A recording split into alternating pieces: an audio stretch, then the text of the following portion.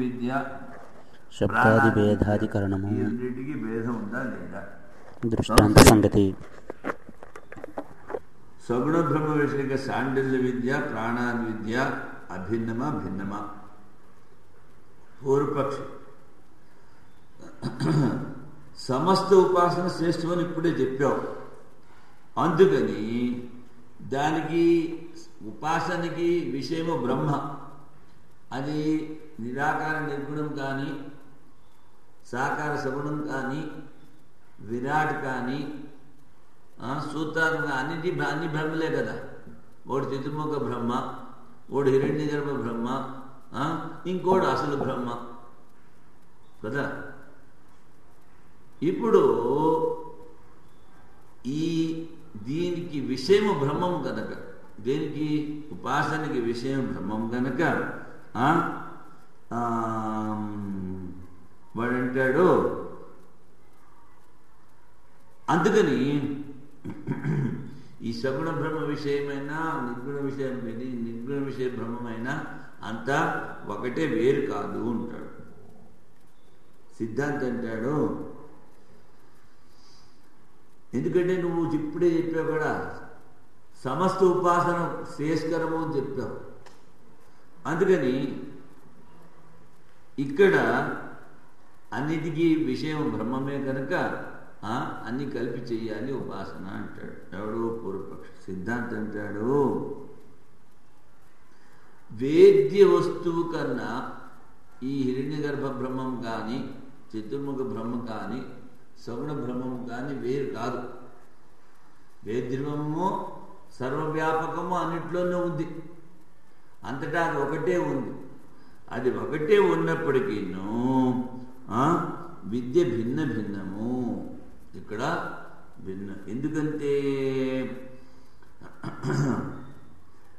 అన్ని అనుష్ఠానాలు ఒకసారి చేయడానికి కుదరదు. అది చేసి ఇది చేసి ఇది చేసి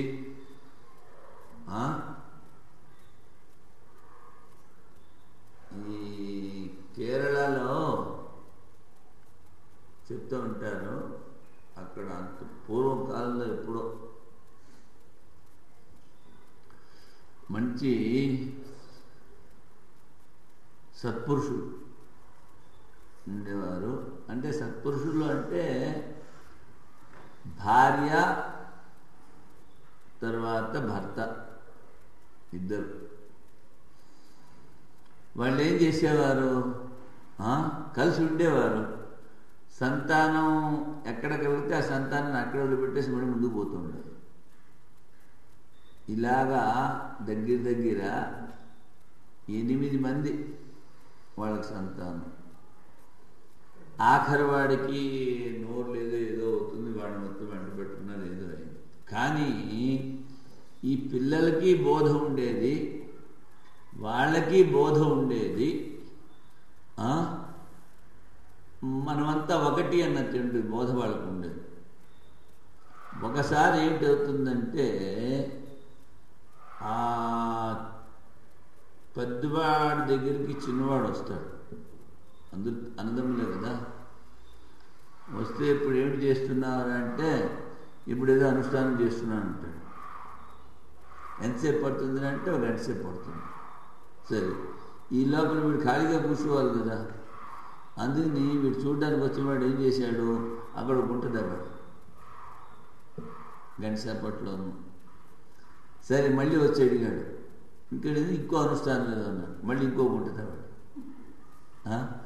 మళ్ళీ వచ్చాడు, మళ్ళీ వచ్చి గంట తర్వాత ఇంకో అనుష్ఠానం, ఇంకో గుంట దవ్వాడు. ఇలాగ వాడు ఎన్ని అనుష్ఠానాలు చెప్పాడో అన్ని గుంటలు విడక తవ్వాడు అన్నమాట. వాడు బయటకు వచ్చిన తర్వాత చెప్తాడు, ఏదో ఒక అనుష్ఠానం కనుక చేసినట్లయితే నీళ్లు పడతాయి. నువ్వు కాసేపు అది చేస్తుంటే ఎవడు తృప్తి పొందుతాడు? ఒకటి ముఖ్యంగా ఉండాలి. ఒక అనుష్ఠానం, ఇష్టదేవత యొక్క అనుష్ఠానం ఒకటి ముఖ్యంగా ఉండాలి. మీరు నువ్వేవో పరంపరాగతంగా నువ్వు మొదటి నుంచి చేస్తున్నావు కనుక ఏదో ముక్కుబడుకు చేసినట్టుగా దానికి ఏదో కొంచెం, ఎందుకంటే సడన్గా మానేస్తే మళ్ళీ ఆ దేవత నీ మీద కోపం తెచ్చుకుంటుంది. అందుకని ఏదో దానికి ఎంత చేస్తే మినిమం, మ్యాక్సిమం మినిమం అంటే ఎంత తక్కువ చేయగలిగితే అంత దాని గురించి చేసేసి ముఖ్యమైన అనుష్ఠానాన్ని చేసుకుంటూ ఉండాలి. ఇక్కడ వీడు ఏంటాడు, నువ్వు ఇన్ని చెప్పావు, ఇన్ని అనుష్ఠానాలు ఒకసారి చేయడం కూడా కుదరదు. అందుకని ఏమిటంటాడు, అన్ని అనుష్ఠానాలు చేయడం కూడా కుదరదు నాయన. అందుకని విద్యా భేదము,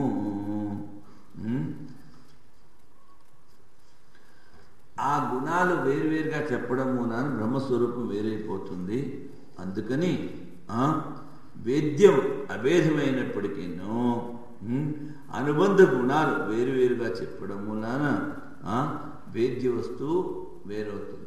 ఒకటి చతుర్ముఖ బ్రహ్మము, ఒకటి హిరణ్యగర్భ బ్రహ్మము, ఒకటి విరాట్ బ్రహ్మము, ఇంకొకటి పరబ్రహ్మం. గుణాలు వేరుగా చెప్పినట్టయితే వేరవుతుంది. అందుకని ఉపాసన వేరు అంటాడు సిద్ధాంతి. నానా శబ్దాది భేదాత్ నానా శబ్దాది భేదాత్ నానా శబ్దాది భేదాత్ నానా శబ్దాది భేదాత్ నానా శబ్దాది భేదాత్ నానా శబ్దాది భేదాత్. శబ్దాది భేదములు ఉంటాడు వీడిక్కడ. ఏమిటి? వేద, ఉపాసీత, కృతం కుర్వీత, జుహ్యాత్ ఇలాంటి శబ్దాలు విడివిడిగా చెప్పారు కనుక ఇక్కడ వేద్య వస్తువు భిన్నము, ఒకటి కాదు. అన్నిటిలోనూ పరమాత్మ ఉన్నప్పటికీనూ అన్నిటినీ ఒకటిగా కలిపి ఉపాసన చేయాలి. అన్నిట్లోనూ పరమాత్మ ఉందని వెళ్ళి పులి మడిని కావాటేసుకుంటాము, తినేస్తుంది. రాక్షసుగా పరోసారి కథోడు చెప్తారు కదా, ఏనుగు మావటి. వాడు మావటి భ్రమ మాట ఎందుకు వెళ్ళలేదురా అంటాడు. ఏనుగు భ్రమ అనుకున్నా బాగానే ఉంది, మావటి చెప్తున్నాడు కదా తప్పుకో అని, అది భ్రమమే కదా, ఆ మాట నువ్వు ఎందుకు వినలేదు? అందుకని వినపోవడం వల్ల ఏమిటైంది, ఏనుగు వాడిని తీసి అక్కడ పడేసేది, ఎముకలన్నీ విరిగాయి. అది అందుకని ఇది అన్డైజెస్టెడ్ వేదాంత కనుక భిన్న భిన్నముగా ఉన్నటువంటి బ్రహ్మల్ని, గుణములు భిన్నములు కనుక భిన్నముగా ఉపాసన చెయ్యాలి. ఇంకొకటి ఏమిటి, ఆ శబ్దాలు కూడా వేరు, అందుకని వేరుగా ఉపాసన చెయ్యాలి. వికల్పాధికరణము వికల్పాధికరణము